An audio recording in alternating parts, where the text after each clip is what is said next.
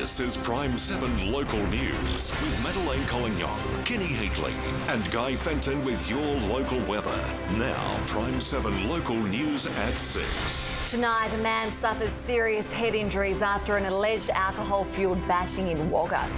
Indigenous recruits graduate from TAFE, the first big step of their military career.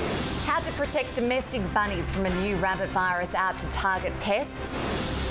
And still some summary weather for us as we approach the new season. I'll see you soon with the details.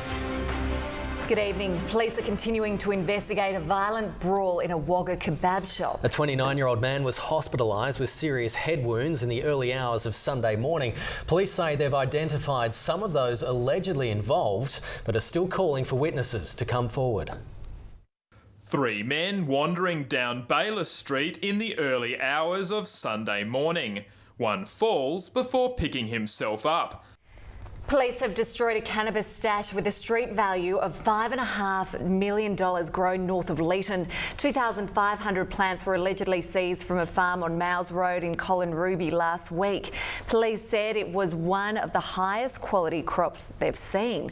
The plants were destroyed in a controlled burn with the assistance of the RFS on Friday. 3 men arrested over the drug bust will appear in court on the 26th of April.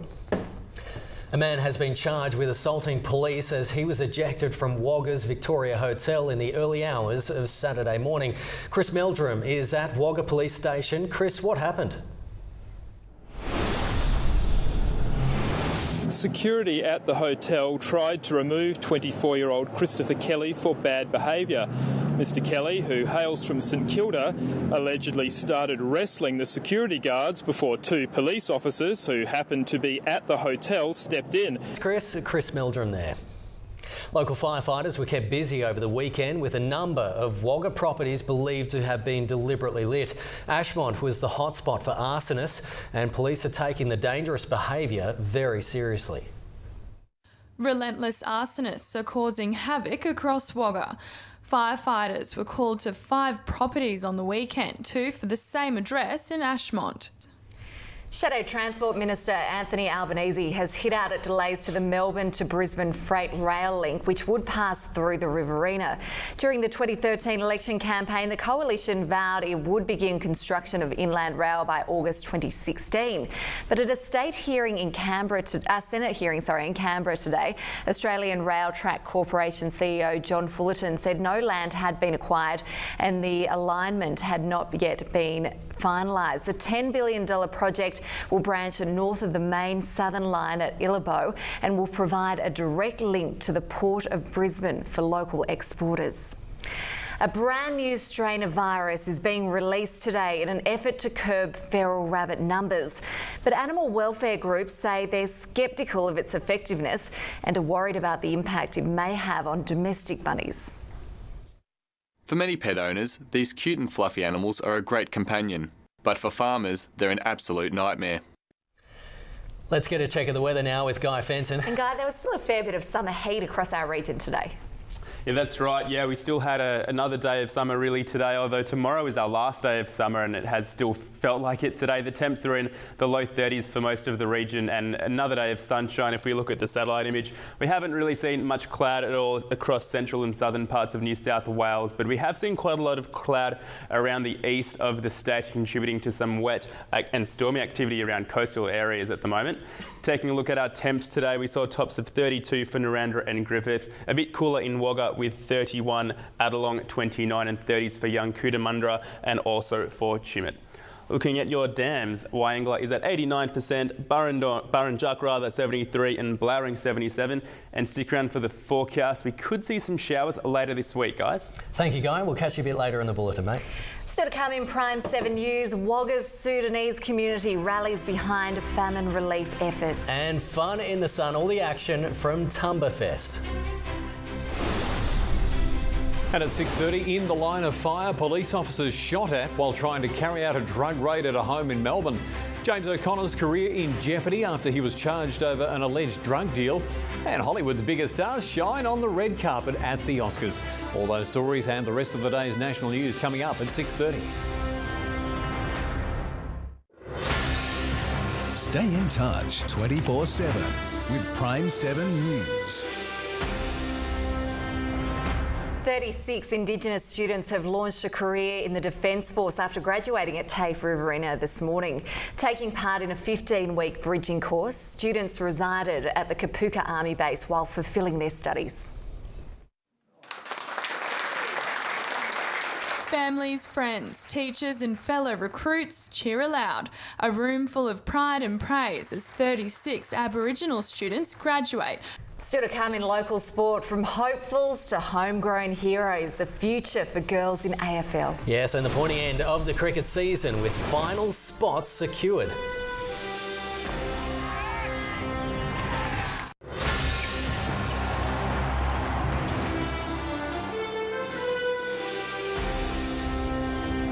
Local female footy talent is set to be unearthed with the under-16s comp kicking off next month. It'll create a pathway for hopefuls from Narrandera, Leeton and Griffith. It's been a week since the AFL rolled into Narrandera for the game between the Giants and the Eagles, but the MIA is set for another big competition. The Wagga Cricket Final Four is set thanks in part to an all-time performance from one of the town's best teenagers. Individual efforts like this from Tom Doig weren't enough to secure Lake Albert a final spot on the weekend. It took a masterclass from 15-year-old Max Harper for Wagga City to punch their tickets to the finals. Turvey Park nearly pulled off one of the great comebacks in local softball on the weekend. 8 runs down in the 5th innings, Turvey was staring down the barrel of a mercy rule defeat, but a barrage of quality batting saw South Wagga only 3 ups by the end of the 5th. An arm wrestle for the remaining innings, Turvey clawed back to force a 10-all draw against the top place Warriors. The Tricolours will enjoy a well-deserved bye next week, while the Warriors will play the Saints. And stay with us here on Prime7 News. Guy Fenton is coming up next with your local weather details. See you in a minute.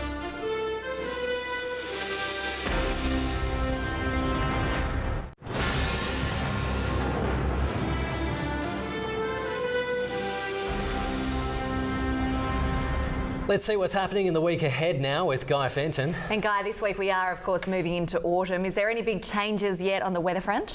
Yeah, well, it's still looking pretty summery this week. We're going to see temperatures in the low 30s for most of the working week, but there are some showers expected Friday and also over the weekend. But we are getting quite a break from the summer weather right now around the New South Wales coast. At the moment, some rainy and stormy activities being brought on by a trough off the coast and also some onshore winds. Some stormy activity around the northeast of the state as well, around the Riverina and southwest slopes, though mostly sunny and settled conditions today. Temperatures tomorrow, it's looking like a pretty warm day, slightly warmer than we saw today. Yarrawonga a top of 35, 34 for Wangaratta and also for Albury Wodonga. Getting a little bit warmer too around Falls Creek and Hotham. Looking ahead to Wednesday, official start of autumn. Are we seeing much of a change in the weather yet? Not really too much. Pretty similar temperatures still, 35 for Yarrawonga and 34s for Albury Wodonga. There is a slight chance of a shower though in Canberra on Wednesday. Looking ahead to Thursday, a slight chance of a shower now in Adelong and also down to Tumbarumba. Apologies, I've brought up the wrong screen here for you, have I? Oh, sorry. Keep moving on now. Let's take a look at the sunrise and sunset times. Your sunrise is for 6:55 and sunset 7:54. And taking ahead at the 7-day forecast now, it's looking like things are going to warm up a bit into Thursday, cooling down a little bit for our weekend, but the showers are really going to kick in more Saturday and Sunday as well for us. So we'll have to keep an eye on whether things will change for autumn, guys. Yeah, thanks, guys. It's looking like it's going to be quite a warm start to autumn, I have to say. Yeah, it really does. Warm for the next couple of days. Only one day left of summer. I know, went quickly. it's gone quickly. And that's your local news for tonight. Thanks for your company. You can discuss tonight's stories on Facebook. And you can watch tonight's top stories on our website, but do stay with us. Prime7 News at 6:30 with Daniel Gibson is up next.